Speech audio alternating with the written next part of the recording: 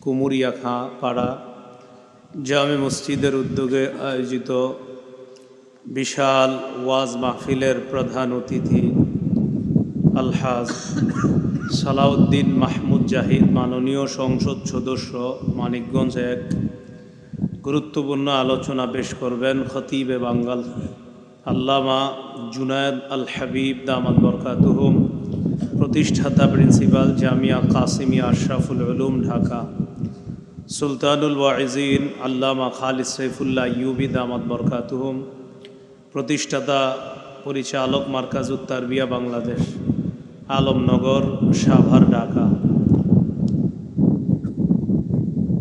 গুরুত্বপূর্ণ আলোচনা পেশ করবেন হাকিমুন নফস আল্লামা মুফতি সাঈদ নূর দামাত বরকাতুহুম, পীর সাহেব মানিকগঞ্জ। এতক্ষণ আলোচনা পেশ করছিলেন মুফতি শফিকুল ইসলাম কাসিমি, শেখুল হাদিস শান্তিপুর জামিয়া ইসলামিয়া আহমদিয়া মাদ্রাসা সিংগাইর মানিকগঞ্জ। আমন্ত্রিত হজরত উলামায়ে কেরাম, আজকের মাহফিলের সম্মানিত সভাপতি শেখুল হাদিস আব্দুল খালেক দামাত বরকাতুহুম, জামিয়া ইসলামিয়া আরাবিয়া বলিয়ারপুর মাদ্রাসা সাভার ঢাকা।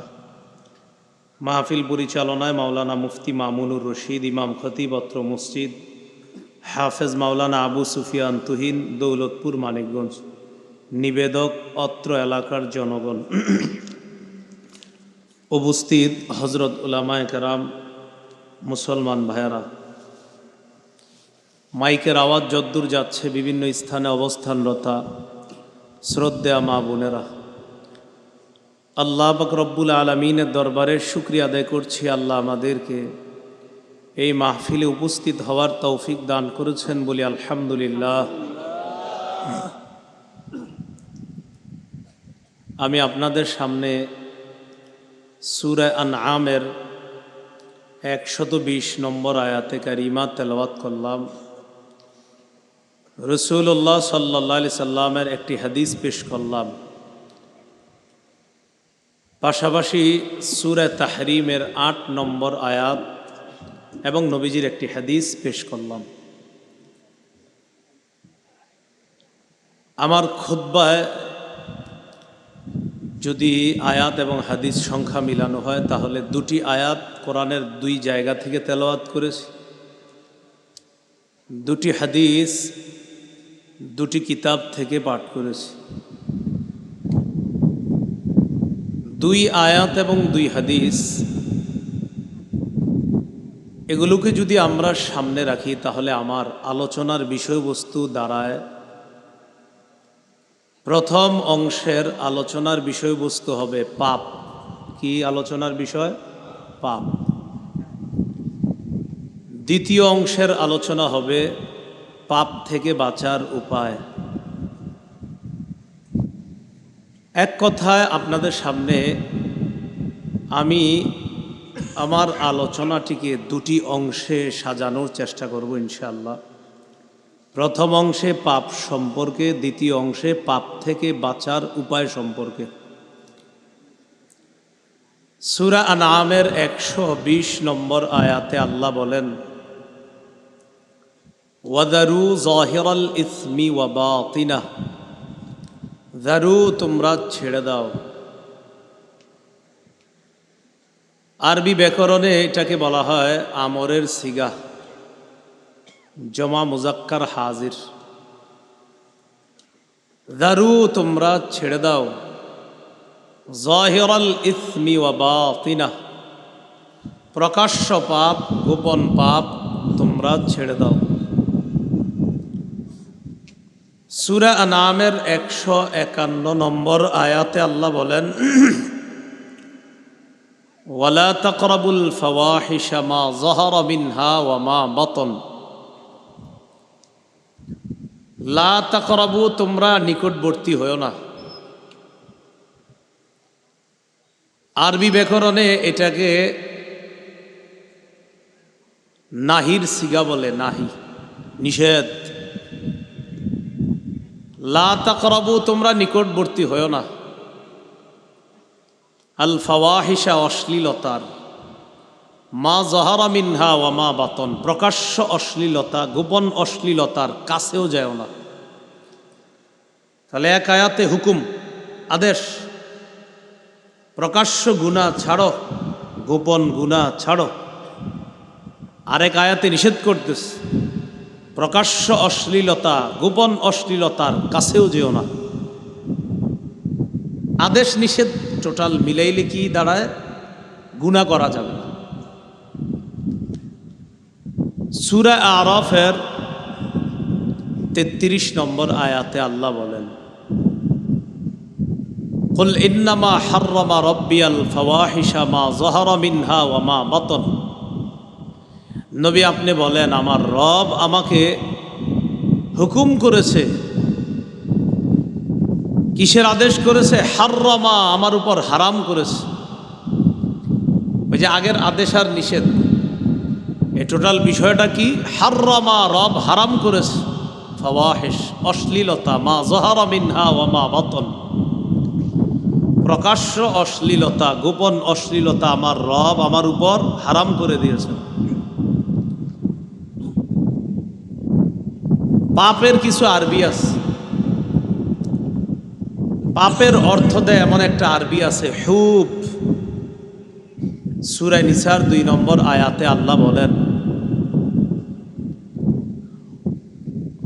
ওয়া আতুল ইয়াতামা আমওয়ালাহুম ওয়া লা তাতাবাদদালুল খাবিসা বিত-তাইয়্যিব। এতিমদেরকে তাদের সম্পদ দিয়ে দাও, ভালো মালের সাথে খারাপ মাল মিশায়ও না।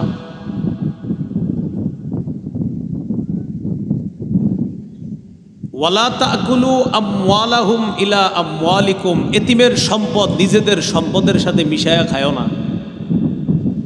ইন্নাহু কানা হুবান কাবীরা, নিশ্চয়ই এটা বড় পাপ। এই যে হুব শব্দটা এখানে, এই হুব পাপের অর্থ দেয়, নাফরমানির অর্থ দেয়।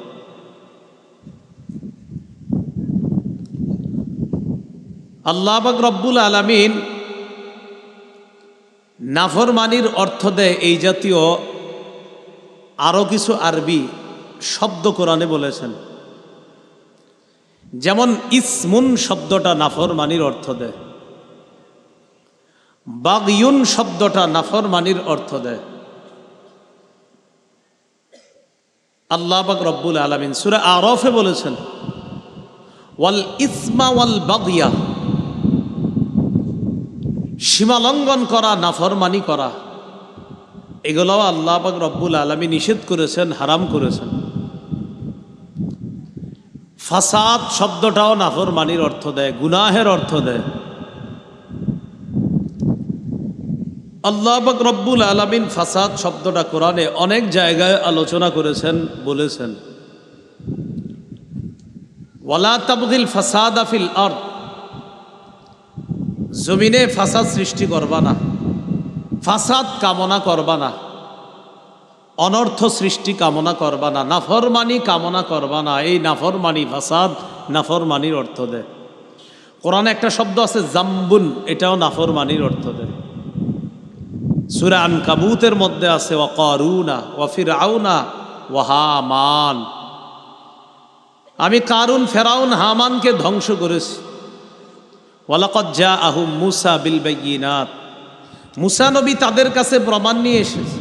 ফাস্তাকবারু ফিল আরদ, এরা অহংকার করেছে জমিনে। এরা কি করেছে? অহংকার করেছে জমিনে। ওমা কানু সাবিকিন ফাকুল্লান আখাযনা বিযামবি, আল্লাহ বলেন প্রত্যেকের পাপের কারণে আমি প্রত্যেককে পাকড়াও করলাম। ফামিনহুম মান আরসালনা আলাইহি হাসিবা, কাউকে পাপের কারণে তাদের উপর পাথর বৃষ্টি পাঠায়া তাদেরকে ধ্বংস করলাম। ওয়ামিনহুম মান আখাযাতহুস সাইহা, কাউকে বিশাল চিৎকার আওয়াজ আইসা পাকড়াও করে ধ্বংস করে দিয়েছে।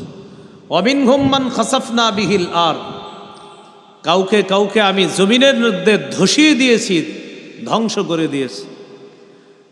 ওয়ামিনহুম মান আগরাকনা, আবার কাউকে আমি পানির নিচে ডুবিয়ে হত্যা করেছি। এই জাম্বুন শব্দটা পাপের অর্থ দেয়। খতিয়া, এটা পাপের অর্থ দেয়। সূরা ইউসুফের ৯৭ নম্বর আয়াতে আছে। ইউসুফ নবীর ভাইয়েরা আব্বা ইয়াকুব নবীর কাছে আসছে, আসার পরে ইয়াকুব নবীকে বলতেছে, ক্বালু ইয়া আবানা আস্তাগফির লানা যুনুবানা ইন্না কুন্না খাতিইন। আব্বা, আমাদের পাপের জন্য আল্লাহর কাছে ক্ষমা চান, আমরা পাপী ছিলাম, আমরা পাপ করেছি, আমরা অন্যায় করেছি। এগুলা পাপের অর্থ দেয়। ফুসুক ইসিয়ান শব্দগুলা নাফরমানির অর্থ দেয়। সূরা হুজুরাতের 7 নম্বর আয়াতে আল্লাহ বলেন, ওয়ালামু আন্না ফীকুম রাসূলুল্লাহ, তোমরা জেনে রাখো তোমাদের মাঝে আল্লাহ রসুল আছেন। লাউ ইউতিউকুম ফি কাসীরিম মিনাল আমর, নবী যদি তোমাদের সব কথা মেনে নিতেন, লাআনিতুম, তাহলে তোমরা কষ্টে পতিত হতে, তোমরাই কষ্ট পাইতা। ওয়ালাকিন্নাল্লাহা হাব্বাবা ইলাইকুমুল ঈমান, নবীর সাহাবীদেরকে আল্লাহ বলতেছেন, আল্লাহ ঈমানকে তোমাদের কাছে পছন্দনীয় করে দিয়েছেন। ঈমানটা তোমাদের কাছে পছন্দনীয় করে দিয়েছেন, ঈমানটা তোমাদের কাছে আল্লাহ ভালো লাগিয়ে দিয়েছেন। ওয়াজাইয়ানাহু ফি কুলুবিকুম, সাহাবীদেরকে আল্লাহ বলেন, আল্লাহ পাক রব্বুল আলামিন ঈমান তোমাদের কলবের ভিতর সাজায়া দিয়েছেন, সাজায়া দিয়েছেন। ওয়া কাররাহা ইলাইকুমুল কুফরা ওয়াল ফুসুকা ওয়াল ইসয়ান, কুফুর, ফুসুক, পাপাচার করা, নাফরমানি করা তোমাদের কাছে অপছন্দনীয় করে দিয়েছেন। এজন্য কুফরি করা, পাপাচার করা, নাফরমানি করা, এগুলা সাহাবায়ে কেরামের কাছে আল্লাহ অপছন্দনীয় করে দিয়েছেন। এরা এগুলা করে না, এগুলা পাপ, এগুলা গুনাহ।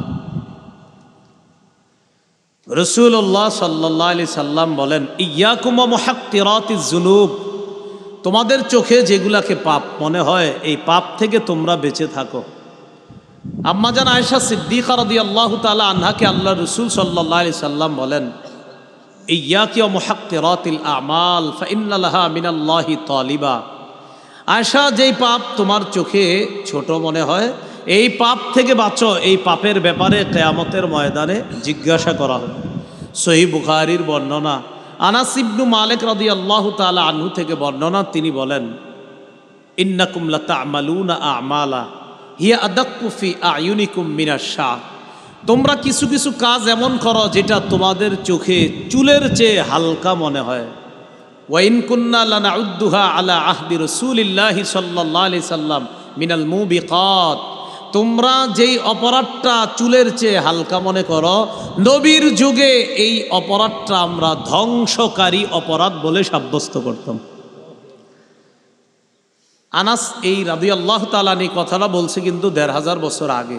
ওই যুগে যদি উনি তার সমসাময়িক যারা তাদেরকে বলে, তোমরা যেটাকে চুলের চেয়ে হালকা মনে করো, আনাস রাদিয়াল্লাহু তাআলা আনহু বা নবীর কোনো সাহাবী ওই যুগে যেই আমলকে বলছে চুলের চেয়ে হালকা, আমগো আকাম দেখলে কি বলতো? আমাদের গুনাহ দেখলে কোনো সাহাবী তাহলে কি বলতো বলেন? আল্লাহ আমাদের সকলকে সব ধরনের অশ্লীলতা, পাপ থেকে বাঁচার তৌফিক দান করেন। তিরমিজি শরীফের বর্ণনা 2305 নম্বর হাদিস। এই হাদিসের বর্ণনাকারী আবু হুরায়রা রাদিয়াল্লাহু তাআলা আনহু, তিনি বলেন, ক্বালা রাসূলুল্লাহ সাল্লাল্লাহু আলাইহি ওয়াসাল্লাম, মান ইয়াখুযু আন্নী হাউলাইল কালিমাত ফায়ামালু বিহিন্না আও ইউআল্লিমু মান ইয়ামালু বিহিন্না।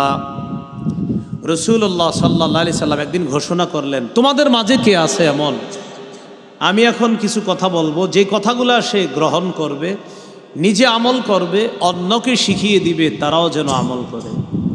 ফাকালা আবু হুরায়রা রাদিয়াল্লাহু তাআলা আন ফাকুলতু আনা ইয়া রাসূলুল্লাহ। আবু হুরায়রা রাদিয়াল্লাহু তাআলা আনহু বললেন, হুজুর আমি আপনার কথা গ্রহণ করব, নিজে আমল করব, অন্যদেরকে শিখায়া দিব, তারাও যেন আমল করে। ফাআখাযা বিয়াদি ওয়া'আদ্দা খামসা। নবীজি আবু হুরায়রা রাদিয়াল্লাহু তাআলা আনহুর হাত ধরলেন, ধরে গনে গনে 5টা জিনিস শিখিয়ে দিয়েছে। কয়টা? এই 5 জিনিস আপনারা সবাই মনে রাখার চেষ্টা করবেন, আমি সহ আমরা সবাই মনে রেখে আমল করার চেষ্টা করব। যেহেতু প্রথমে নবী বলছে, আমি এখন কিছু কথা বলবো, কে আসো আমার কথাগুলা গ্রহণ করবা, নিজে আমল করবা, অন্যকেও শিখাইয়া দিবা, সেও যেন আমল করে। তো যেহেতু নবীর হাদিসটা আমি পড়ছি, তা আমি পড়ার পর আমিও আপনাদেরকে বলতেছি, নবী বলছে যে এটা গ্রহণ করবে সে নিজে আমল করবে এবং অন্যকে শিখাইলে তারাও আমল করবে। এখন আপনাদেরকে শিখাইলে আপনারা আমল করবেননি, এই শর্তে বলা যায়, যেহেতু নবী শর্ত দিছে শুরুতে।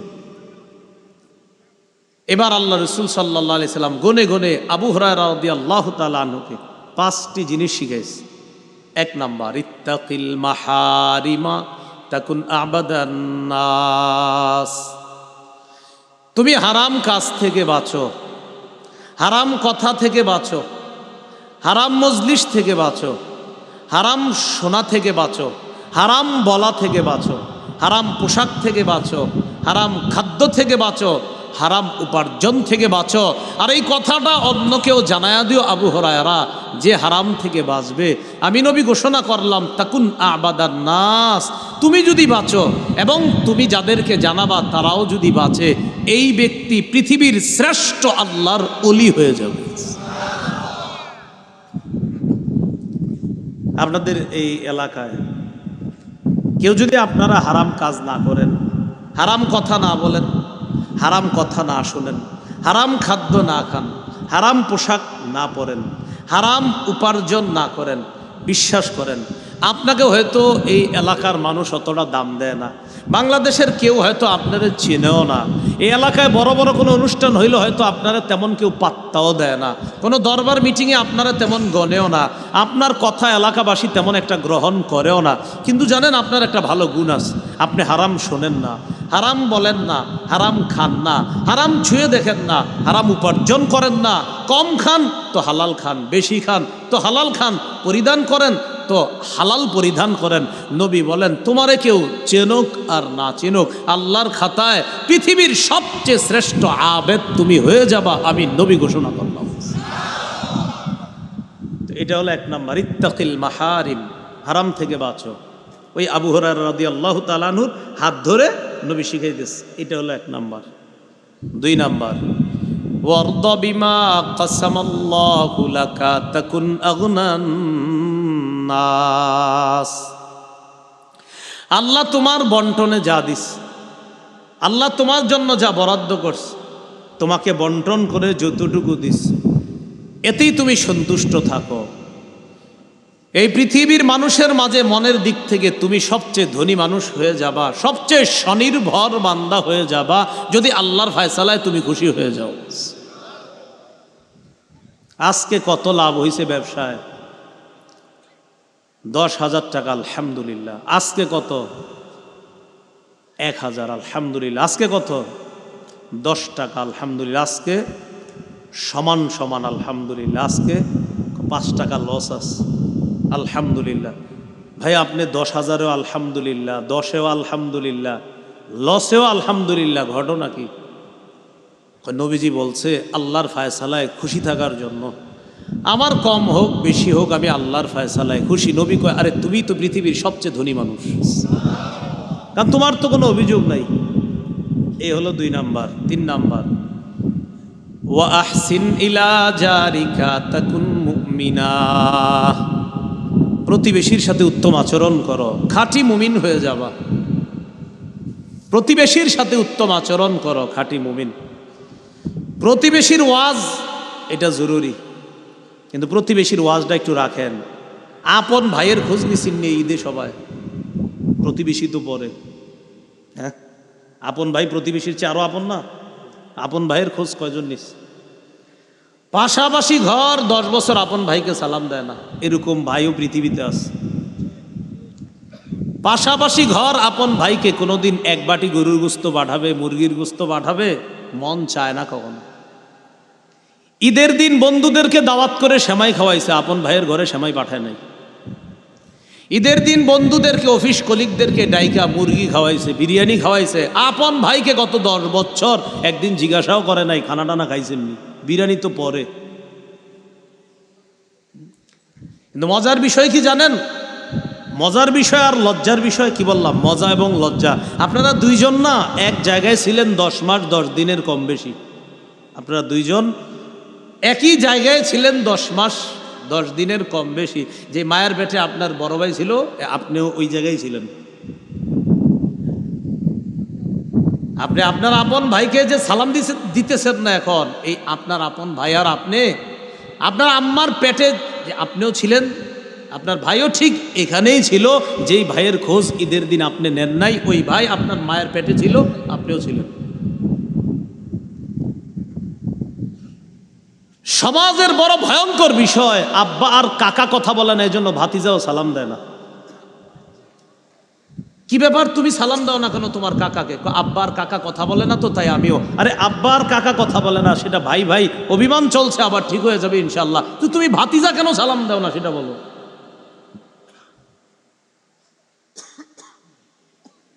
আল্লাহ আমাদেরকে কথাগুলা বুঝার তৌফিক দান করেন। তো বলছিলাম প্রতিবেশীর সাথে উত্তম আচরণ করো, খাঁটি মুমিন হবা। এর মাঝে আপনাদেরকে বললাম যে ঈদের দিন কয়জন আপন ভাইয়ের খোঁজ নিয়েছেন? 4 নাম্বার, ওয়া আহিব্বালিন নাস মা তুহিব্বু লিনাফসিকা তাকুন মুসলিমা। নিজের জন্য যা পছন্দ করো মানুষের জন্য তা পছন্দ করবা, খাঁটি মুসলমান হয়ে যাবা। 5 নাম্বার, ওয়ালা তুকসিরিদ দিহকা ফাইন্না কাসরাতাদ দিহকি তুমিতুল কলবা। বেশি হাসবা না, বেশি হাসি অন্তর মৃত বানায়া দেয়। বেশি হাসবা না, বেশি হাসি অন্তর মৃত বানিয়ে দেয়। এটা সবাই একটু চর্চা করি চলেন, বলেন অধিক পরিমাণে হাসা, বেশি পরিমাণে হাসা অন্তরকে মৃত বানিয়ে দেয়। আজকে থেকে কান্না করব বেশি, হাসবো কম। তাহলে বেশি হাসির ক্ষতি কি? অন্তর মৃত বানায় দেয়, অন্তর মরা বানায় দেয়, অন্তর মৃত বানায় দেয়। দেখবেন যারা বেশি হাসাহাসি করে, এরা গত 50 বছর মুনাজাতে কাঁদতেই পারেনি। কানবে কিভাবে? এর তো কান্না আসেই না। ওই যে মরে গেছে অন্তর, এত হাসে অন্তর মৃত হয়ে গেছে। এটা একদম শক্ত হয়ে গেছে, হাসতে হাসতে মৃত হয়ে গেছে। এখন আর কান্না আসে না চোখ দিয়ে। বন্ধুদের সাথে একটু গল্প করতেই পারেন, এত পরিমাণ হাসাহাসি হয়, এক পর্যায়ে কলব এমন শক্ত হয় আর কান্না করে না। এখন আর কান্না আসেও না, কান্না করবে কি? তো আবু হুরায়রা রাদিয়াল্লাহু তাআলা আনহুর হাত ধরে কয়টা জিনিস শিখাইছে, আমি 5টা আবার বলছি, একটু মন দিয়ে শোনেন। 1 নাম্বার, নবীজি বললেন, আবু হুরায়রা তুমিও নিজে আমল করবা, অন্যদেরকে শিখাইয়া দিবা, তারাও যেন আমল করে। 1 নাম্বার, হারাম থেকে বাঁচো, খাঁটি আবেদ হয়ে যাবা। 2 নাম্বার, আল্লাহ তোমার জন্য যা ফয়সালা করেছেন এটাতে তুমি সন্তুষ্ট হয়ে যাও, তুমি পৃথিবীর সবচেয়ে স্বনির্ভর বান্দা হয়ে যাবা। 3 নাম্বার, প্রতিবেশীর সাথে উত্তম আচরণ করো, খাঁটি ইমানদার হয়ে যাবা। 4 নাম্বার, নিজের জন্য যা পছন্দ করো অপরের জন্য সেটা পছন্দ করবা, খাঁটি মুসলমান হয়ে যাবা।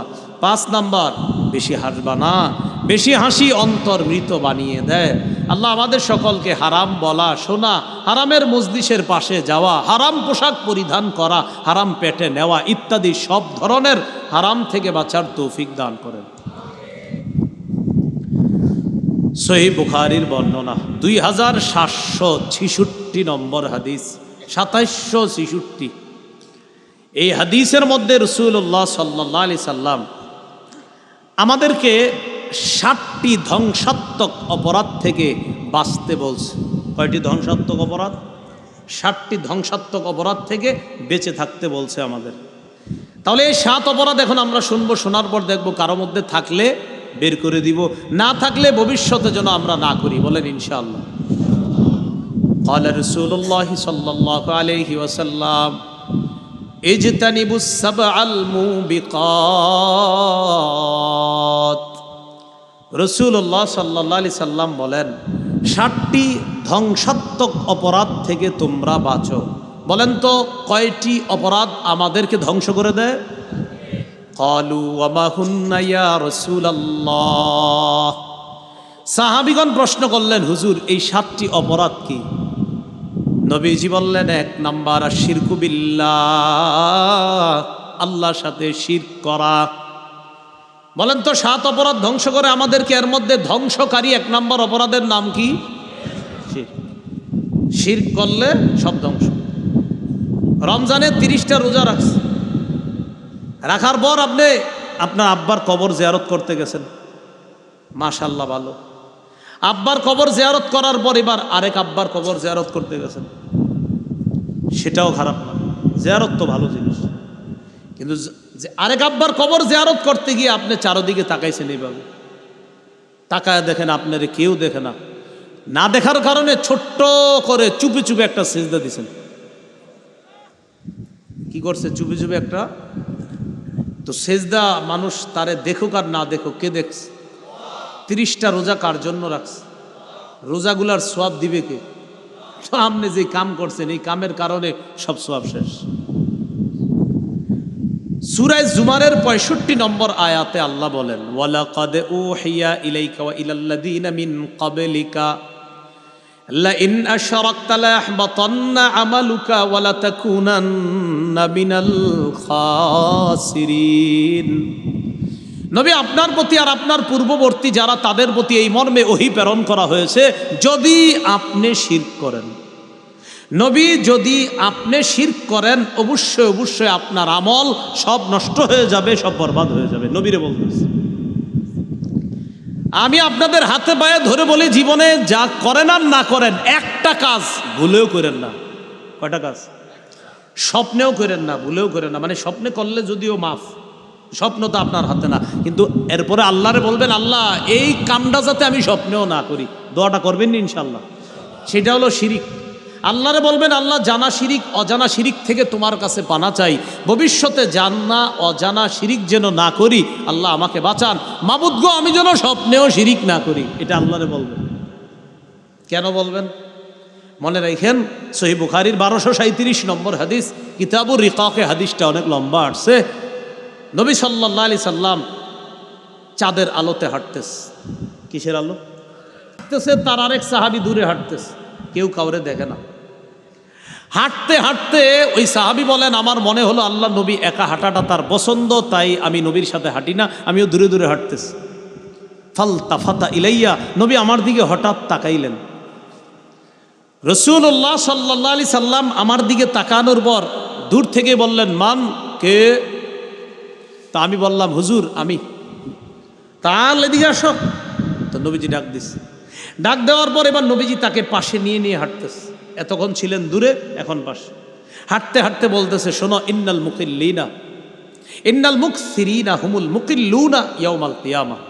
দুনিয়াতে যারা বেশি সম্পদের অধিকারী, কিয়ামতের ময়দানে তাদের সওয়াব হবে খুব কম বলতেছে।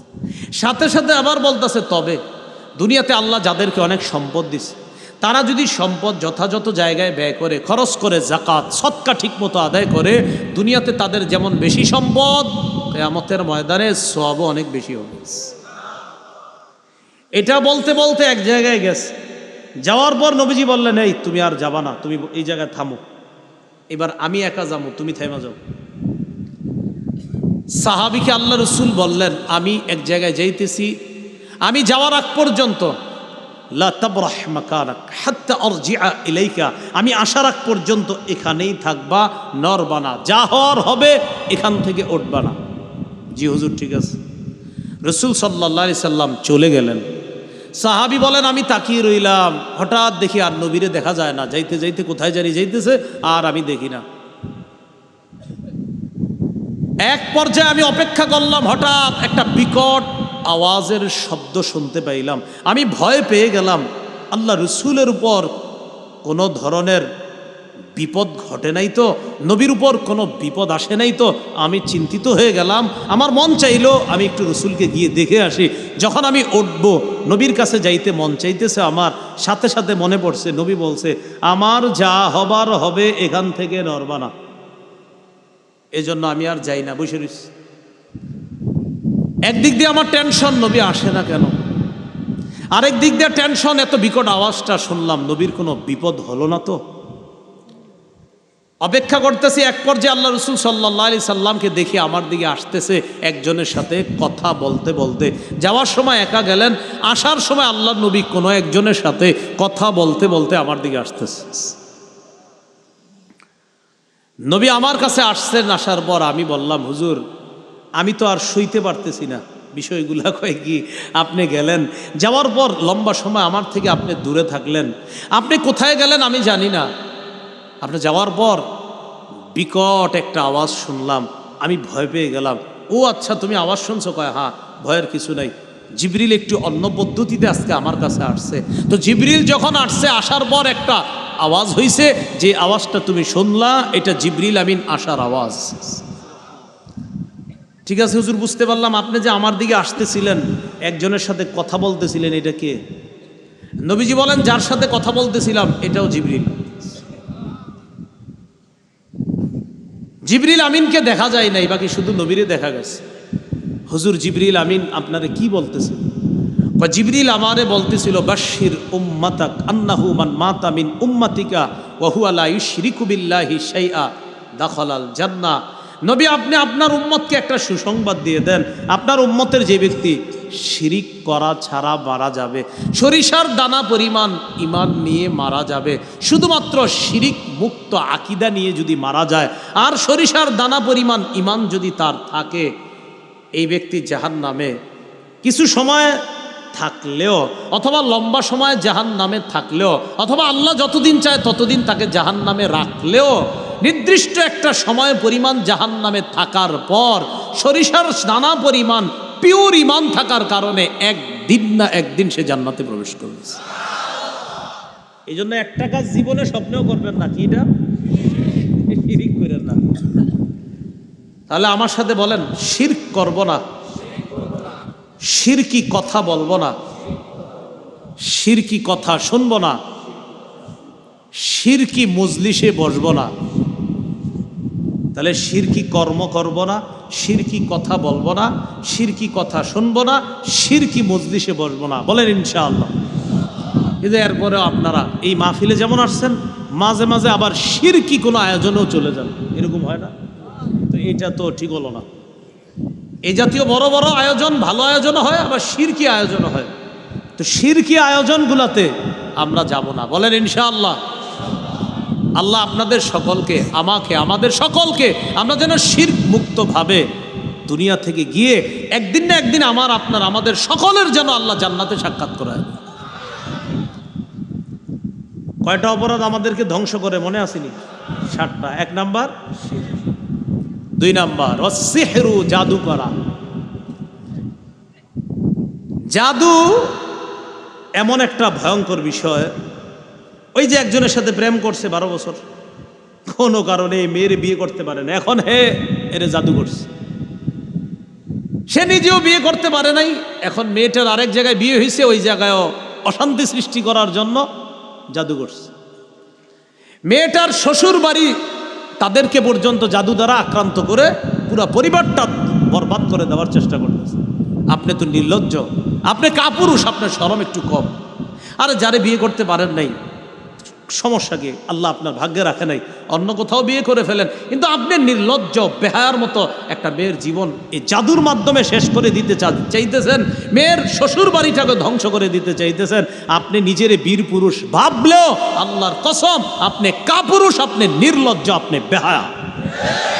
কেন আপনি এইভাবে একটা জাদুর মাধ্যমে একটা পরিবার শেষ করে দিতে চান? দুনিয়া ধ্বংস করলেন, আখেরাত আপনি ভাবেন যে আপনি খুব বীর পুরুষ, গোড়ার ডিমের পুরুষ। আপনি বিয়ে করতে পারেন না তো শেষ, খালাস। কেন আপনি জাদুর মাধ্যমে আবার পরিবার ধ্বংস করবেন? তো জাদু, এক তো যাদেরকে জাদু করে তাদের জীবনটাও হয়রানির মধ্যে ফেলায়, আর যে ব্যক্তি কাজগুলা করে ওর দুনিয়া আখেরাত সব বরবাদ। আল্লাহ আমাদেরকে হেফাজত করেন। বলেন ফজরের পর, সবাই বলেন ফজরের পর, মাগরিবের পর, ফজরের পর, মাগরিবের পর। এই কথাটা 3 বার বলেন। বলেন ফজরের পর, আবার মাগরিবের পর, ফজরের পর। বলেন কুল হু আল্লাহ 3 বার, ফালাক 3 বার, নাস 3 বার। তাহলে বলেন তো কুল হু আল্লাহ, ফালাক, নাস কোন 2 ওয়াক্ত নামাজের পরে 3 বার 3 বার পড়ব? রইল আর কয় ওয়াক্ত? কোন 3 ওয়াক্ত? জোহর, আসর, এশা। অবিকল আমলটা একবার করে, জোহরের পরে একবার করে কুল হু আল্লাহ, ফালাক, নাস, আসরের পরে একবার কুল হু আল্লাহ, ফালাক, নাস, এশার পরে একবার কুল হু আল্লাহ, ফালাক, নাস। এবার আমি বলবো সংখ্যা, আপনারা নামাজ বলবেন। 3 বার 3 বার করে কোন কোন নামাজের পর? একবার একবার করে কোন কোন নামাজের পর? জোহর, আসর, এশা। আজকে থেকে মরণ পর্যন্ত একদিনও ইনশাল্লাহ আমাদের জন্য এটা ছুটে না যায়। করবো তো ইনশাল্লাহ আমলগুলা? জাদু টোনা থেকে আল্লাহ আমাদেরকে হেফাজত করবেন। এবার বলেন আমার সাথে, ঘুমের আগে বিছানায় বসে কুল হু আল্লাহ 3 বার, ফালাক 3 বার, নাস 3 বার পড়ে হাতে ফু দিব। দেন, এভাবে দেন, ফু দেন, এভাবে দিছেন। ওলামায়ে হযরতরা, আপনারা তো জানেন, আপনারা না, আমার আলোচনা চলতেছে সাধারণদের সাথে, আপনারা এগুলো করেন না। এবার দেন, দেওয়ার পর এবার দেখেন, বলেন শুধু সামনে, বলেন শুধু সামনে, এই যে শুধু সামনে। মনে থাকবে না ইনশাল্লাহ? তাহলে 3 বার 3 বার আমলটার সময় পেলাম। 3 বার 3 বার 3 বার, ফজর, মাগরিব আর হলো বিছানায়। ফজর, মাগরিব আর হলো বিছানায় ঘুমের আগে। তো ঘুমের আগে আর একটু বাড়াবেন, এইভাবে 3 বার 3 বার পড়ার পর পরে এইভাবে আপনি নিজের শরীরটা এভাবে মুছে দিবেন। এখন বাসা যাওয়ার পর দেখবেন আপনার ছোট বাচ্চাটা, ছেলে মেয়ে ঘুমায় রয়েছে, বিবিরে এখনই মেসেজ দিয়ে দেন বা ফোনে বলে দেন, তুমি তাড়াতাড়ি আমার ছেলে মেয়েকে, ওরা তো পারে না, তুমি পরে তাদের শরীরে ফু দাও। যদি দেখেন যে এই আমল আজকে হয় নাই, আপনি বাসায় গিয়ে বাচ্চাদেরকে এইভাবে ফু দিয়ে দেন এবং প্রতিনিয়ত বিবিরে বলবেন এই আমলটা করো। রাতে যখন চাকরিস্থল থেকে বিবিরে ফোন দেন, খাইছো, এই কথা জিজ্ঞাসা করার চাইতে বেশি জিজ্ঞাসা করবেন এই বাচ্চাদেরকে ফু দিয়ে ঘুম পাড়াইছো, এগুলা বলবেন। ভাই মনে থাকবেন ইনশাআল্লাহ? আল্লাহ আমাদেরকে বুঝার তৌফিক দান করেন। কয় অপরাধ আমাদেরকে ধ্বংস করে? 7টা।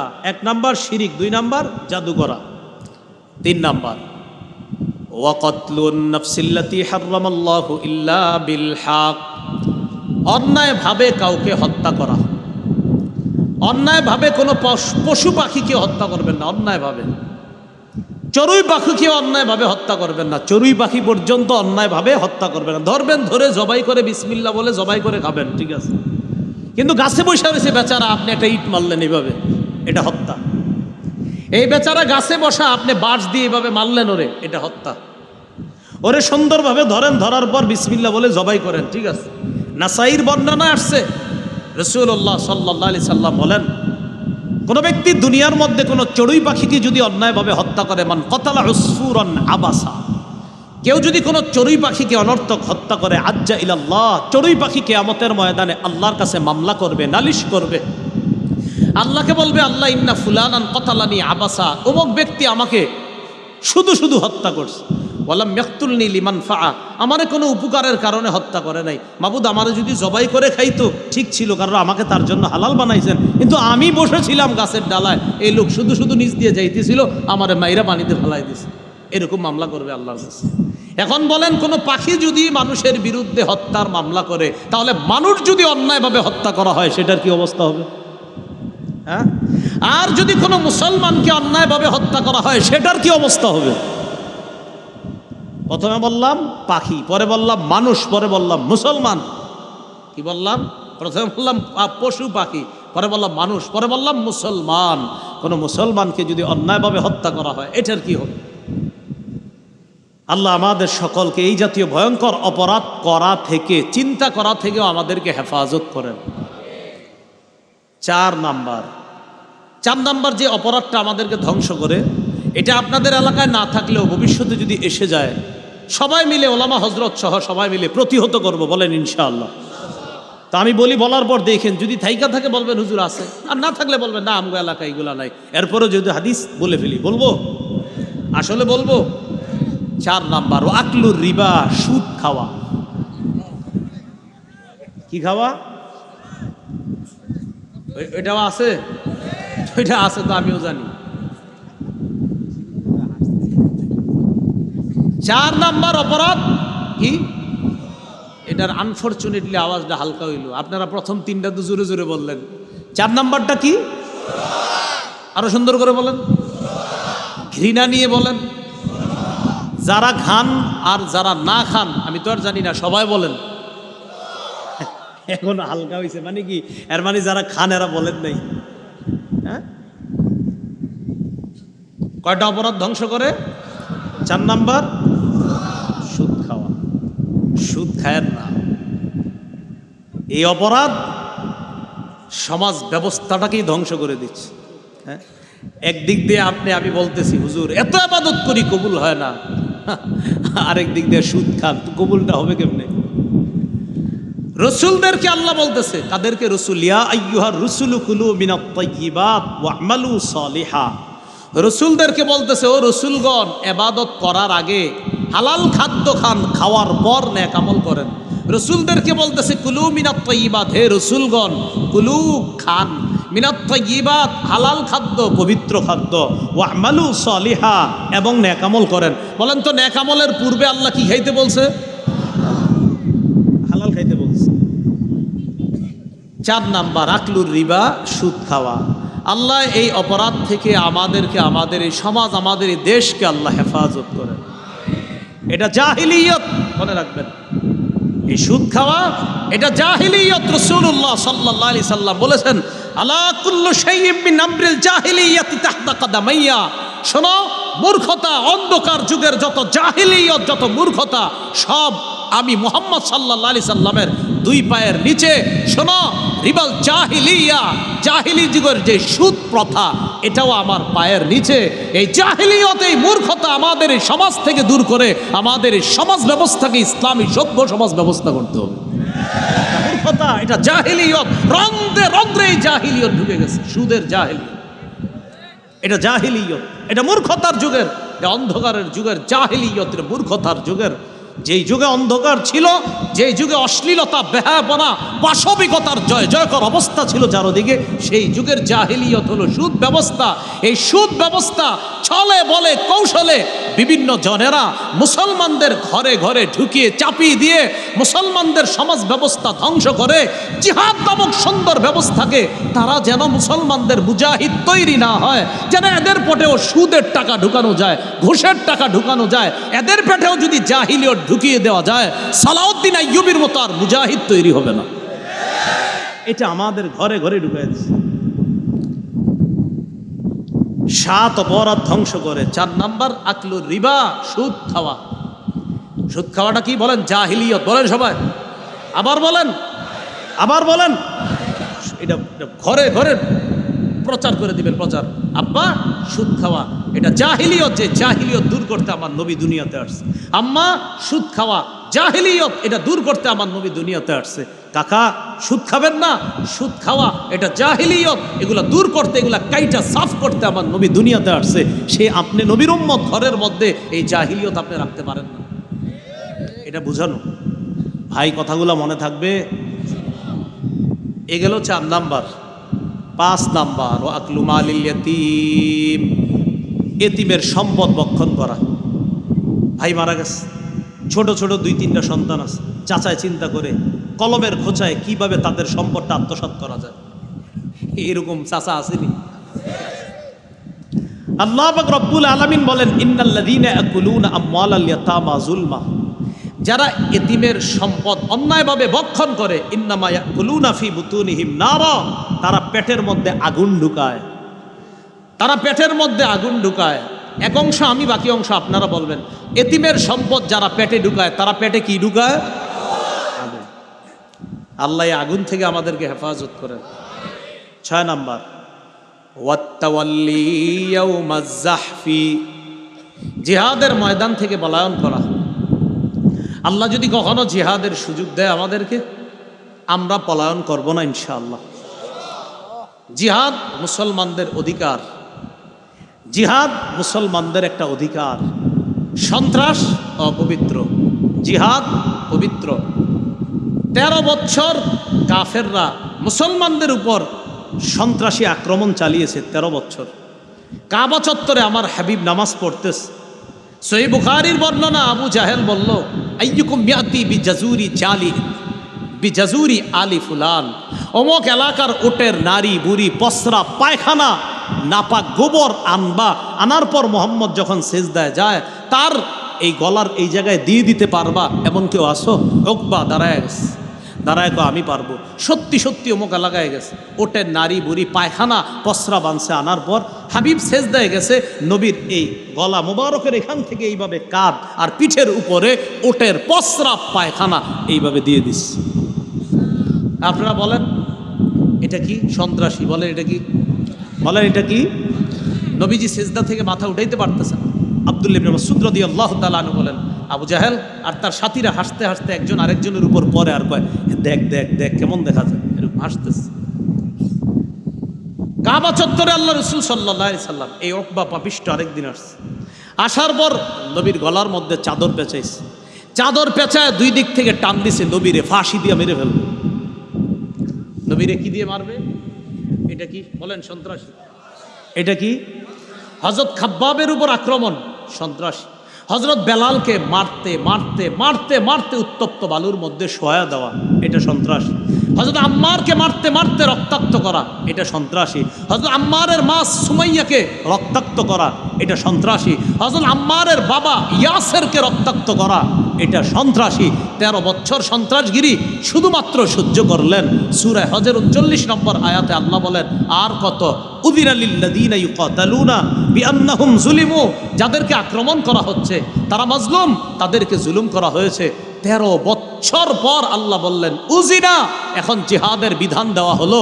তোমাদেরকে যে অত্যাচার করছে, আল্লাযীনা উখরিজু মিন দিয়ারিহিম বিগাইরি হক, যাদেরকে অন্যায়ভাবে তাদের ঘর থেকে বের করে দেওয়া হয়েছে, অধিকার বঞ্চিত করেছে তোমাদেরকে, এবারে অধিকার ফিরে পাওয়ার জন্য আল্লাহ পাক রব্বুল আলামিন ওই সন্ত্রাসী কর্মকাণ্ড নামক অপবিত্রতা দূর করার জন্য ইসলামের পবিত্র বিধান জিহাদ আল্লাহ দিয়েছেন। কয় বছর সন্ত্রাসী সহ্য করছে? এখন সমস্যা হলো কি, আপনারা এলাকার চাই স্টলের সামনে বৈশা যারা কথা বলে এদেরকে পার্সোনালি গিয়ে বুঝাইতো। আপনি গিয়ে দাওয়াতে বলতে হবে, কাকা আবু জাহেল যে নবীজির এইভাবে রক্তাক্ত করছে, কামটা কি ঠিক করছে? কাকা বলবে না, ওই রকম করছে, আমি থাকলে খবর আছিল, ও বলবে এরকম। এরপরে বলবেন এইভাবে নবীর গলায় ফাঁস দিয়ে নবীরে হত্যা করতে চাইছে, তখন বলবে এগুলো তো অন্যায়। এইভাবে এই মানুষগুলা এলাকার সাধারণ যারা পড়াশোনাও করে না তাদেরকে বুঝাইয়া বলবেন, আচ্ছা বলেন এই কাজগুলা কি ঠিক না অন্যায়? তখন সেও বলবে এগুলো অন্যায়। বলবেন এই জাতীয় অন্যায় করছে 13 বছর কাফেররা, এগুলাই সন্ত্রাসী।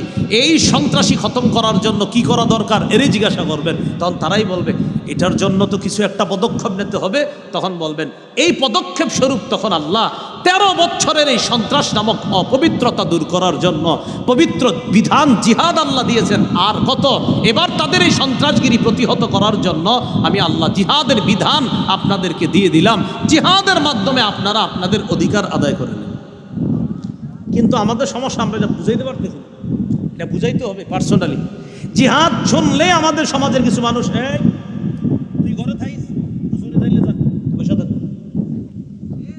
আম্মা হুজুরে বলছে দৌলতপুরের ওলামায়ে কেরাম আগামীকাল নবীর ইজ্জত রক্ষার জন্য একটা মিছিল করবে, তাই নাকি? হ্যাঁ, হুজুরে যাক, তুই ঘরে বসে থাক। ওই যে মা বাপ উনি বুঝতেছে যে মানে কি, মানে এরকম একটু মিছিল করা, নবীজির জন্য একটু আপনার মায়া প্রদর্শন করা, উনি বুঝতেছে কি এটা মনে হয় কি জানি, ওই যে আমাদের মাথায় ঢুকে গেছে কি জানি। আল্লাহ আমাদের সকলকে কথাগুলা বুঝার তৌফিক দান করেন। জিহাদের ময়দান থেকে পলায়ন করা এটা অন্যায়। 7 নাম্বার, ওয়াকযফুল মুহসানাতিল মুমিনাতিল গাফিলাত, সতী সাদী মুমিন নারীকে মিথ্যা অপবাদ দেওয়া। সতী সাদী সধবা একটা ভালো মেয়েকে মিথ্যা অপবাদ দেওয়া। মিথ্যা অপবাদ দিয়ে তার বিয়ে আপনি বন্ধ করে রাখছেন, মিথ্যা অপবাদ দিচ্ছেন, এখন আর বিয়ে হয় না, এগুলা অন্যায়, এগুলা ঠিক না। এই অন্যায় আমরা করব না। আমাদের সমাজে নিয়ম হইল, পাশের ঘরের মেয়ের বিয়ে ঠিক হইলে পাশের ঘরের উনি আবার চিন্তা করে এর বিয়ে এত ভালো জায়গায় হবে কেন। সাধারণত অনেকে চায় না এত ভালো জায়গায় বিয়ে হোক। বর পক্ষরে কিমনে কিমনে নাম্বার ব্যবস্থা করে ফোন দেয়, মেয়ের সব খোঁজ খবর নিছেন? কেন না, সব জানছেন তো? কি জানবো? সব বলে নাই মেয়ের বাপ। আরে কি বলে নাই? তাহলে সব ঠিক? হ্যাঁ, আগামী শুক্রবারে বিয়ে তো। ও আচ্ছা, তাহলে পুরাটা জানেন নাই। আরে কি জানি নাই সেটা বলবেন তো? ঠিক আছে রাখলাম। এখন এই যে এটা বইলা রেখে দিচ্ছি, প্যাঁচ লেগে গেছে। এখন এই ছেলের বাপের মাথা খারাপ, ইন্না লিল্লাহ, কি বলে নি না বলে, অথচ মেয়েটা ভালো, আসলেই ভালো, এলাকাবাসীও বলে ভালো। এই যে কাজটা করলেন, দুনিয়া আখেরাত বরবাদ করলেন। এই অপরাধ থেকে আল্লাহ আমাদেরকে হেফাজত করেন। এই হলো আজকের আলোচনার প্রথম অংশ। দ্বিতীয় অংশ, এই গুনাহ থেকে, অপরাধ থেকে বাঁচার উপায় কি? অনেকগুলা উপায়, এর মধ্যে 1 নাম্বার উপায় বলেন তওবা করা। সবাই বলেন কি করা? তওবা করা। সূরা তাহরীমের 8 নম্বর আয়াতে আল্লাহ পাক রব্বুল আলামিন বলেন, ইয়া আইয়ুহাল্লাযীনা আমানু তুবু ইলাল্লাহি তাওবাতান নাসুহা। হে ঈমানদারগণ, তোমরা আল্লাহর কাছে তওবা করো, খাঁটি তওবা। আসা রাব্বুকুম আইয়ুকাফিরা আনকুম সাইয়্যাতিকুম। খাঁটি তওবা যদি করো, আশা করা যায় আল্লাহ তোমাদের সব পাপগুলো ক্ষমা করে দিবেন। গুনাহ থেকে বাঁচার এক নাম্বার উপায় তওবা করা। ইবনে মাজার 4250 নম্বর হাদিসের বর্ণনা, ক্বালা রাসূলুল্লাহ সাল্লাল্লাহু আলাইহি ওয়াসাল্লাম আত-তাইবু মিনায-যামবি কামান লা যামবা লাহ। নবী বলেন, যে ব্যক্তি গুনাহ থেকে তওবা করে সে কেমন যেন এমন হয়ে যায় তার কোনো গুনাহই নেই। ইবনে মাজাহ 4251 নম্বর হাদিস, ক্বালা রাসূলুল্লাহ সাল্লাল্লাহু আলাইহি ওয়াসাল্লাম কুল্লু বানি আদামা খাত্তাউন ওয়া খায়রুল খাত্তাইনা আত-তাওয়াবুন। নবী বলেন, সমস্ত আদম সন্তান কম বেশি পাপ করে, এই পাপীদের মধ্যে তারাই সেরা যারা আল্লাহর কাছে তওবা করে। আদম সন্তান পাপ করাটা স্বাভাবিক, বাকি পাপীদের মধ্যে তারাই সেরা যারা তওবা করে। ইবনে মাজার 4253 নম্বর হাদিসের বর্ণনা, ক্বালা রাসূলুল্লাহ সাল্লাল্লাহু আলাইহি ওয়াসাল্লাম ইন্নাল্লাহা লা ইয়াকবালু তাওবাতাল আবদি মা লাম ইউগারগির। রাসূলুল্লাহ সাল্লাল্লাহু আলাইহি সাল্লাম বলেন, আল্লাহ বান্দার তওবা ততক্ষণ কবুল করেন যতক্ষণ তার প্রাণ কণ্ঠাগত না হয়। বান্দার প্রাণ কণ্ঠাগত হওয়ার আগ পর্যন্ত তার তওবা আল্লাহ কবুল করেন। বান্দার প্রাণ কণ্ঠাগত হওয়ার আগ পর্যন্ত তার তওবা আপনি কবুল করেন, আল্লাহ কবুল করেন। এজন্য আপনারা একটা বুদ্ধি করবেন, সে বুদ্ধিটা হলো খালি অপরাধ করতে থাকবেন আর অপেক্ষা থাকবেন আমার প্রাণটা যখন এই জায়গায় চলে আসবে তখন তওবাটা করে নিন। নাকি বিষয়টা এমন? কারণ আপনারা তো জানেন কবে এরকম হবে। তাহলে এই জন্য তওবা দেরি না করায় আজকে এখনই করে ফেলেন, মনে মনে অনুতপ্ত হয়ে যান আগের গুনাহের জন্য, বাস এটাই তওবা। ইবনে মাজাহ আসছে আন-নাদামু আত-তাওবা, 4252 নম্বর হাদিসে আসছে আন-নাদামু আত-তাওবা, গুনাহ থেকে অনুতপ্ত হওয়াটা এটাই তওবা। বলেন, গুনাহ থেকে অনুতপ্ত হওয়াটাই কি তওবা? তিরমিজির বর্ণনা 3538 নম্বর হাদিস, রাসূলুল্লাহ সাল্লাল্লাহু আলাইহি সাল্লাম বলেন, লাল্লাহু আফরাহু বিতাওবাতি আহাদিকুম মিন আহাদিকুম বিদাল্লাতিহি ইদা ওয়াজাদাহা। এক ব্যক্তি সফরে বের হয়েছে তার বাহন নিয়ে, খানা নিয়ে, পানি নিয়ে, পাথেয় নিয়ে সফরে বের হয়েছে। সফরে বের হওয়ার পর সফর করতেছে, সফর করতে করতে এক জায়গায় গিয়ে, আলোচক নিয়ে আসুন তাড়াতাড়ি 2 মিনিটের মধ্যে। সফর করতে করতে এক জায়গায় গিয়ে তার ক্লান্তি আসছে। ক্লান্তি আসার পর তখন তিনি 60 মিনিটের আগেই তো নিয়ে আসবেন, আমি বলতে হবে কেন? রাসূলুল্লাহ সাল্লাল্লাহু আলাইহি সাল্লাম বলেন, এক ব্যক্তি সফরে বের হয়েছে। সফরে বের হওয়ার পর তখন তিনি এক জায়গায় গেছেন, সফর বিরতি দিয়েছেন। যাত্রা বিরতি দেওয়ার পর তিনি নেমে গেলেন। নেমে দেওয়ার পর উনি চিন্তা করলেন ক্লান্তি আসছে, একটু ঘুমাই, চোখ লেগে গেছে। তো উনি বৈশা বৈশা ঘুমাইতেছে। চোখ খোলার পর উনি দেখেন ওনার বাহনটা, ওনার খানা পানি সব হারায় গেছে, কোথায় যেন চলে গেছে। উনি চিন্তা করলেন আমার এখন কি করা? আমি যেখান থেকে রওনা করেছি সেখানে যাইতে গেলে যেই পরিমাণ খানা দরকার, বাহন দরকার, পাথেয় দরকার, ওই পরিমাণ খানা পানি বাহন আমার কাছে নাই। তার মানে আমি গেলেও মারা যাব।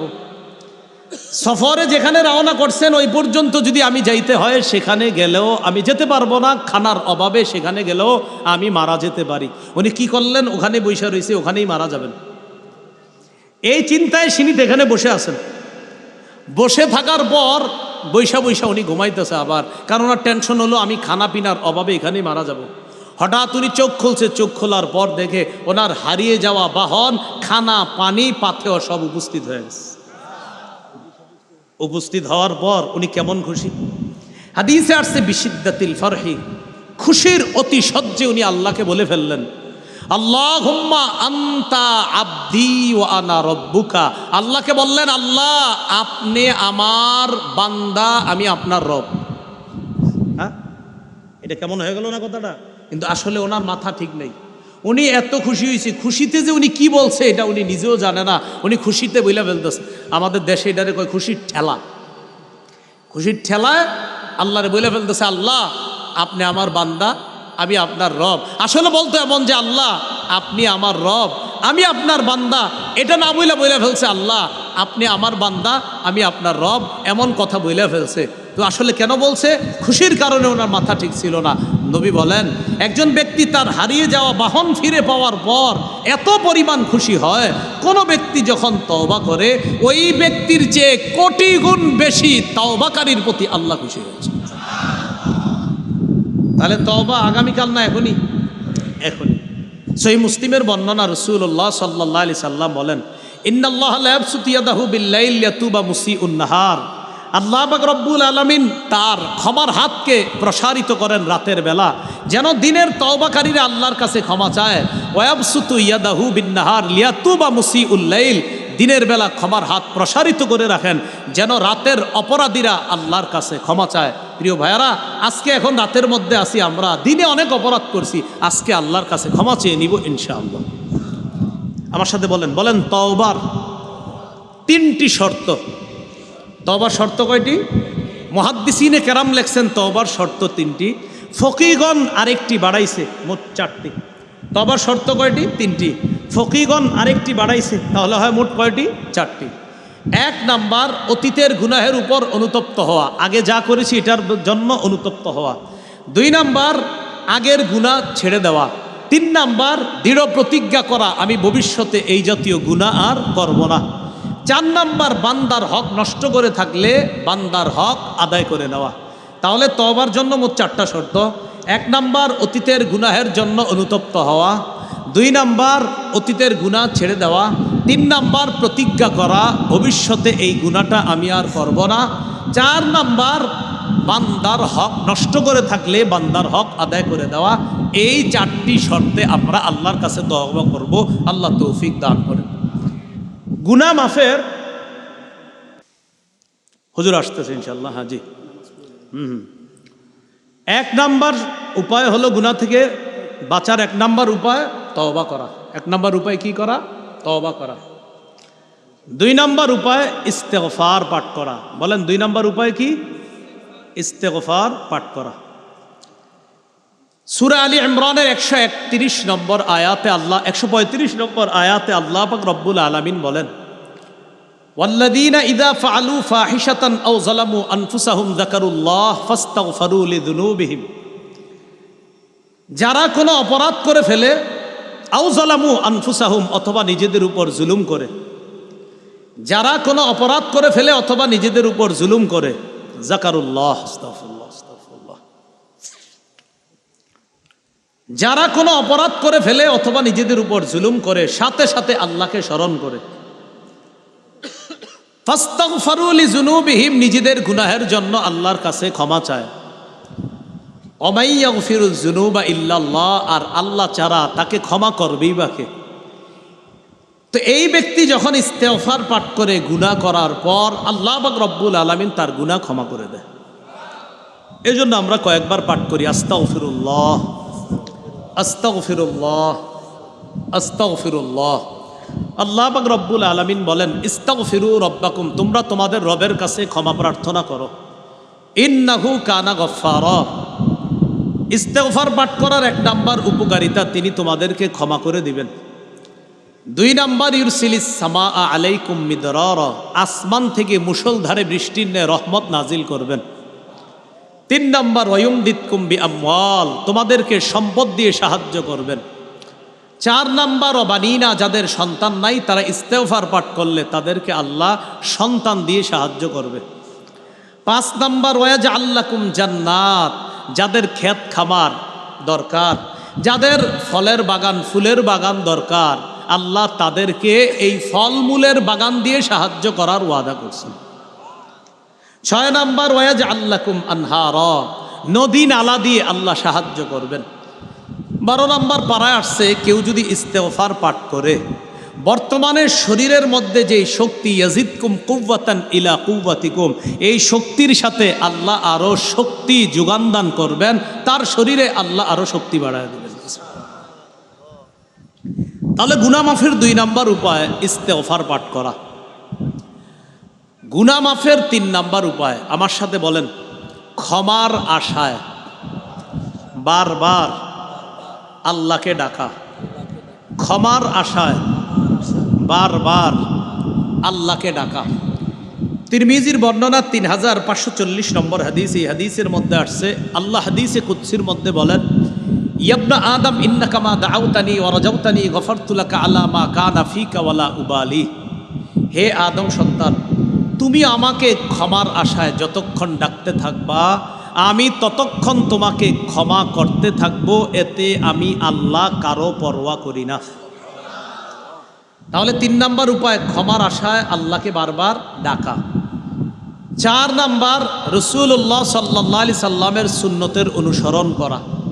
সূরা আলী ইমরানের 31 নম্বর আয়াতে আল্লাহ বলেন, কুল ইন কুনতুম তুহিব্বুনাল্লাহ ফাত্তাবিউনি ইউহিব্বুকুমুল্লাহ ওয়া ইয়াগফির লাকুম যুনুবাকুম। নবী আপনি বলেন, যদি তোমরা আল্লাহকে ভালোবাসো তাহলে আমি নবীর অনুসরণ করো, এতে লাভ কি? ইউহিব্বুকুমুল্লাহ, আল্লাহ তোমাদেরকে ভালোবাসবেন, ওয়া ইয়াগফির লাকুম যুনুবাকুম, আল্লাহ তোমাদের জিন্দেগীর সমস্ত গুনাহগুলা মাফ করে দিবেন। এগুলো 4 নাম্বার। গুনাহ মাফের 5 নাম্বার উপায়, বলেন আমার সাথে, আজান দেওয়া। কি দেওয়া? আজান দেওয়া। আবু দাউদের বর্ণনা 516 নম্বর হাদিস। রাসূলুল্লাহ সাল্লাল্লাহু আলাইহি সাল্লাম বলেন, আল মুআদ্দিনু ইউগফারু লাহু মাদা সাউতিহি। মুয়াজ্জিনের আজানের আওয়াজ যেই পরিমাণ দূরে যাবে, এই পরিমাণ পর্যন্ত মুয়াজ্জিনকে ক্ষমা করে দেওয়া হবে। 6 নাম্বার গুনাহ মাফের উপায়, 2 রাকাত নামাজ পড়া। বলেন, কয় রাকাত নামাজ পড়া? হ্যাঁ, 2 রাকাত নামাজ পড়া। আবু দাউদের বর্ণনা 1521 নম্বর হাদিস। এই হাদিসে আসছে, রাসূলুল্লাহ সাল্লাল্লাহু আলাইহি সাল্লাম বলেন, মা মিন আবদিন ইউযনিবু যামবান, কোন ব্যক্তি যদি গুনাহ করে, ফায়ুহসিনুত তাহুরা, গুনাহ করার পর ভালোভাবে পবিত্রতা অর্জন করে, ফায়াকুমু ফায়ুসাল্লি রাকাতাইন, দাঁড়িয়ে 2 রাকাত সালাত আদায় করে, ইল্লা গফারাল্লাহু যামবা, সালাত আদায় করতে দেরি, আল্লাহ তাকে ক্ষমা করতে দেরি হবে না। এই আমলটা আজকেই করতে পারেন। 2 রাকাত নামাজ পড়া, যেই গুনাহগুলো আছে ওই গুনার স্মরণ করে 2 রাকাত নামাজ পড়া, নামাজ পড়া শেষ তো আল্লাহ সমস্ত গুনাহ মাফ করে দেবেন। এগুলো 6 নাম্বার উপায়। গুনাহ মাফের 7 নম্বর উপায়, 5 ওয়াক্ত নামাজ পড়া। সহিহ বুখারীর বর্ণনা 526 নম্বর হাদিস। এই হাদিসের মধ্যে আসছে, এক ব্যক্তি রাসূলুল্লাহ সাল্লাল্লাহু আলাইহি সাল্লামের কাছে আসছে, আসার পর বলে, হুজুর আমি গুনাহ করছি। ইতিমধ্যে সূরা হুদের 114 নম্বর আয়াত আল্লাহ নাজিল করে দিয়েছে। এই আয়াতে আল্লাহ বলেন, ওয়াকিমিস সালাতা তরফাইন নাহার ওয়া যুলাফাম মিনাল লাইল। আল্লাহ বলেন, আকিমিস সালাহ, আপনি নামাজ কায়েম করেন, তরফাইন নাহার, দিনের 2 প্রান্তে, ওয়া যুলাফাম মিনাল লাইল, এবং রাতের কিছু অংশে। এর দ্বারা উদ্দেশ্য দিনের 2 প্রান্তে আর রাতের কিছু অংশে, মানে 5 ওয়াক্ত নামাজ। ইন্নাল হাসানাত ইউযহিবনাস সাইয়্যাত, নিশ্চয়ই পুণ্য পাপসমূহকে মিটায়া দেয়, পাপসমূহকে দূর করে দেয়। এই আয়াত নাজিল হওয়ার পর ওই সাহাবীকে আল্লাহ বললেন, 5 ওয়াক্ত নামাজ যদি পড়ো, তুমি যেই পাপের কথা আমার কাছে বলছো, আল্লাহ তোমার এই পাপ ক্ষমা করে দিবেন। ওই ব্যক্তি বললেন, আলী হাদা ইয়া রাসূলুল্লাহ, হুজুর এটা কি শুধু আমার বৈশিষ্ট্য? নবী বললেন, বাল্লি কুল্লি উম্মতি, বাল্লি জামিই উম্মতি কুল্লিহিম, আমার সমস্ত উম্মত যদি 5 ওয়াক্ত সালাত আদায় করে, আল্লাহ তাদেরকে মাফ করে দেবেন। গুনাহ মাফের 8 নাম্বার উপায়, জামাতের সাথে নামাজ পড়া। 5, 6, 7, 8 মনে রাখবেন। 5 নাম্বার আজান দেওয়া, 6 নাম্বার 2 রাকাত নামাজ পড়া, 7 নাম্বার 5 ওয়াক্ত ফরজ নামাজ পড়া, 8 নাম্বার জামাতের সাথে নামাজ আদায় করা। এক ব্যক্তি নবীজির কাছে আসছে, আসার পর, এটা মুসলিম শরীফের বর্ণনা, সহিহ মুসলিমের বর্ণনা, নবীর কাছে আসছে, আসার পর নবীজিকে বললেন, আসত্তু হাদ্দান ফাকিমহু আলাইয়া, হুজুর আমি এমন অপরাধ করছি যে অপরাধের শাস্তিটা হদ, এই হদ আমার উপরে আপনি প্রয়োগ করেন। ইতিমধ্যে জামাতের সময় হয়ে গেছে। রাসূলুল্লাহ সাল্লাল্লাহু আলাইহি সাল্লাম জামাতে দাঁড়ালেন। জামাতে দাঁড়ানোর পর ওই ব্যক্তি নবীর সাথে জামাতে নামাজ আদায় করছে। জামাতে নামাজ আদায় করার পর, নামাজের পর ওই ব্যক্তি আল্লাহ রাসূল সাল্লাল্লাহু আলাইহি সাল্লামকে বলতেছেন, হুজুর আমি যে অপরাধটা করলাম এই ব্যাপারে কোনো সমাধান দিলেন না। নবীজি সাল্লাল্লাহু আলাইহি সাল্লাম বললেন, হাদরতাস সালাতা মা'ানা, তুমি কি আমাদের সাথে জামাতে নামাজে অংশগ্রহণ করেছো? তিনি জবাব দিলেন হ্যাঁ। আল্লাহ রাসূল বললেন, গুফিরা লাকা, তোমাকে ক্ষমা করে দেওয়া হয়েছে। তাহলে জামাতে নামাজ পড়লে গুনাহ মাফ। 9 নাম্বার গুনাহ মাফের উপায়, পাপ হয়ে গেলে সাথে সাথে একটা ভালো কাজ করা। তিরমিজির বর্ণনা 1987 নম্বর হাদিস, 1927। আবু যর গিফারি রাদিয়াল্লাহু তাআলা আনহুকে আল্লাহ রাসূল সাল্লাল্লাহু আলাইহি সাল্লাম বলেন, আবু যর, ইত্তাকিল্লাহা হাইসুমা কুনতা, তুমি যেখানেই থাকো আল্লাহকে ভয় করো। ওয়া আতবিইস সাইয়্যাতাল হাসানাতা তামহুহা, গুনাহ হয়ে গেলে সাথে সাথে একটা ভালো কাজ করবা, তোমার এই ভালো কাজটা পাপকে মিটিয়ে দিবে, পাপকে মোচন করে দিবে। এই হলো 9 নাম্বার। 10 নাম্বার উপায়, আল্লাহর জিকিরের মজলিসে বসা। এখন আমরা যে মজলিসে আছি এটা জিকিরের মজলিস, এই মজলিসে বসলে গুনাহ মাফ। সহিহ বুখারীর 6408 নম্বর হাদিস। এই হাদিসে আছে, ইন্না লিল্লাহি মালাইকাতান ইয়াতুফুনা ফিত তুরুকি ইয়ালতামিসুনা আহলা যিকর, আল্লাহর কিছু মনোনীত ফেরেশতা আছে, এই ফেরেশতারা দুনিয়ার বিভিন্ন অলিতে গলিতে ঘুরতে থাকে, আল্লাহর জিকিরকারী বান্দা যারা তাদেরকে তালাশ করতে থাকে। ফাইদা ওয়াজাদু কওমান ইয়াযকুরুনাল্লাহ, যখন এমন কোন সম্প্রদায়কে পেয়ে যায় যারা আল্লাহর জিকিরে ব্যস্ত, তানাদাউ হালুম্মু ইলা হাজাতিকুম, তখন তারা আরেক দলকে ডাকে, ডাকার পর বলে, যাদেরকে তালাশ করতেছিলা তাদেরকে আমরা পেয়ে গেছি, তাদেরকে পেয়ে গেছি আমরা, অমুক মাঠের মধ্যে আসো, তাদেরকে পেয়ে গেছি। সব ফেরেশতারা এখানে আসে, আসার পর ফায়াহুফুনাহুম বিআজনিহাতিহিম ইলাস সামাঈদ দুনিয়া, পুরা মজলিসটাকে ফেরেশতারা বেষ্টন করে নেয়, বেষ্টন করে ফেরেশতাদের গোল আকৃতির একটা সারি আল্লাহর আসমান পর্যন্ত পৌঁছে যায়। ফায়াসআলুহুম রাব্বুহুম ওয়া হুয়া আ'লামু বিহিম, আল্লাহ তাদেরকে প্রশ্ন করে, তাদের রব তাদেরকে প্রশ্ন করে, যদিও আল্লাহ তাদের ব্যাপারে জানেন, বেশি অবগত, এরপরে প্রশ্ন করে, মাযা ইয়াকুলু ইবাদি, আমার বান্দারা কি বলে। ফেরেশতারা জবাব দেয়, ইউসাব্বিহুনাকা ওয়া ইউকাব্বিরুনাকা ওয়া ইউমাজ্জিদুনাকা ওয়া ইয়াহমাদুনাক, তারা আপনার তাসবিহ পাঠ করে, তারা আপনার বরত্ব বর্ণনা করে, তারা আপনার প্রশংসা পাঠ করে। এই কথা বলার পর ফেরেশতাদেরকে আল্লাহ বলে, হাল রাউনি, তারা কি আমাকে দেখেছে? ফেরেশতারা বলে, না আল্লাহ, তারা আপনাকে দেখে নাই। আল্লাহ বলেন, কাইফা লাউ রাউনি, যদি দেখতো কি করতো? ফেরেশতারা বলে, আল্লাহ, তারা যদি দেখতো, কানু আশাদ্দা লাকা ইবাদা ওয়া আকসারা লাকা তামজিদান ওয়া তাহমিদান, তারা আপনাকে দেখলে আরও বেশি বেশি তাসবিহ পাঠ করতো, আরও বেশি বেশি আপনার বরত্ব বর্ণনা করতো। ফেরেশতারা, আল্লাহ পাক রব্বুল আলামিন ফেরেশতাদেরকে বলে, মাযা ইয়াসআলুনানি, তারা আমার কাছে কি চায়? ফেরেশতারা জবাব দেয়, ইয়াসআলুনাকাল জান্নাহ ওয়া ইয়াতাআওয়াযুনা বিকা মিনান নার, তারা আপনার কাছে জান্নাত চায়, জাহান্নাম থেকে বাঁচতে চায়। আল্লাহ বলেন, হাল রাআউহা, জান্নাত জাহান্নাম দেখছে? ফেরেশতারা বলে, না মাবুদ, জান্নাত জাহান্নাম দেখে নাই। তো আল্লাহ বলে, কাইফা লাউ রাআউহা, দেখলে কি করতো?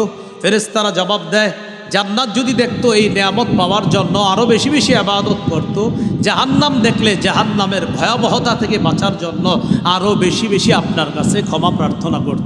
আল্লাহ শেষের দিকে বলে, ফেরেশতারা আমাকে দেখে নাই, বিশ্বাস করেছে, আমার জান্নাত জাহান্নাম দেখে নাই, বিশ্বাস করেছে, ইশহাদু আন্নী কাদ গফারতু লাহুম, তোমরা সাক্ষী থাকো আমি আল্লাহ তাদেরকে মাফ করে দিলাম। এজন্য জিকিরের মজলিসে বসা, এটা হলো 10 নাম্বার। 11 নাম্বার জিকির করা। বলেন, গুনাহ মাফের 11 নাম্বার উপায় কি করা? জিকির করা।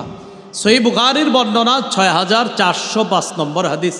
এই হাদিসে আসছে, রাসূলুল্লাহ সাল্লাল্লাহু আলাইহি সাল্লাম বলেন, মান ক্বালা ফিল ইয়াউমি মিআতা মাররা সুবহানাল্লাহি ওয়া বিহামদিহি, মান ক্বালা সুবহানাল্লাহি ওয়া বিহামদিহি ফিল ইয়াউমি মিআতা মাররা, কেউ যদি দিনে 100 বার সুবহানাল্লাহি ওয়া বিহামদিহি পড়ে, একদিনে কয়বার? এটা 100 বার। কয়বার পরে? 100 বার কি পরে? সুবহানাল্লাহি ওয়া বিহামদিহি, হুত্তাত খাতায়া ওয়া ইন কানাত মিসলা জাবাদিল বাহরি, সমুদ্রের ফেনা পরিমাণ গুনাহও যদি হয়, তার এই গুনাহ ক্ষমা করে দেওয়া হবে। এই হলো গুনাহ মাফের 11টা কারণ আমরা জানলাম। প্রথম অংশে গুনাহ সম্পর্কে জানলাম, আর গুনাহ মাফের উপায় জানলাম। আল্লাহ আমাদের সকলকে যে কথাগুলো জানলাম বললাম আমরা সবাই যেন আমল করতে পারি, আল্লাহ তৌফিক দান করেন। আমিন। ওয়া আখিরু দাওয়ানা আলহামদুলিল্লাহি রাব্বিল আলামিন। আসসালামু আলাইকুম।